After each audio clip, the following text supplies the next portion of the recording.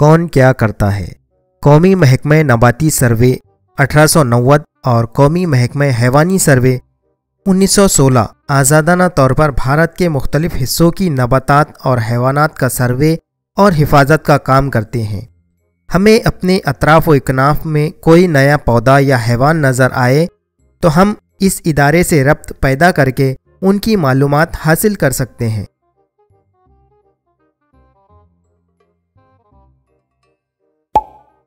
फ़ायदेमंद जानदार नबातात घर में और सनतों में इस्तेमाल होते हैं, जैसे मेथी, आलू, भिंडी, सेब, केला।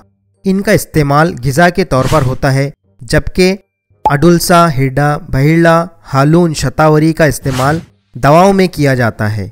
हैवानात भी हमारे लिए इसी तरह मुफीद हैं। कुत्ता, बिल्ली, गाय, भैंस घरेलू इस्तेमाल के लिए पाले जाते हैं।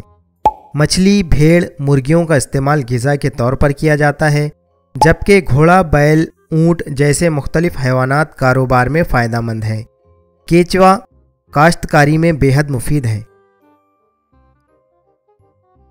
नुकसानदा जानदार हमारे अतराफ पाए जाने वाले कुछ नबातात और हैवानात इंसान के लिए नुकसानदा होते हैं। मसलन मच्छर, मक्खी अमराज को फैलाते हैं। झिंगर, चूहे, घूस ग़िज़ा को बर्बाद करते हैं।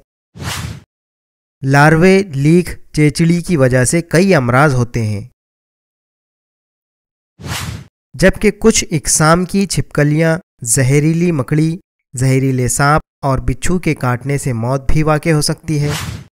हाथी जंगल से निकलकर इंसानी बस्ती में आ जाए तो बड़े पैमाने पर बर्बादी और तबाही मचा देते हैं। हैवानात की तरह कुछ नबातात भी नुकसानदा होते हैं, मसलन गाजर घास, गैर ज़रूरी घास, अमर बेल वगैरह। कांचकुरी, अरवी जैसी नबातात के पत्तों को हाथ लगाया जाए तो हमारे हाथ में खुजली होती है।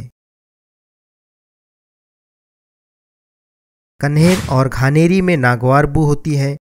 धतूरा एक जहरीला पौधा है।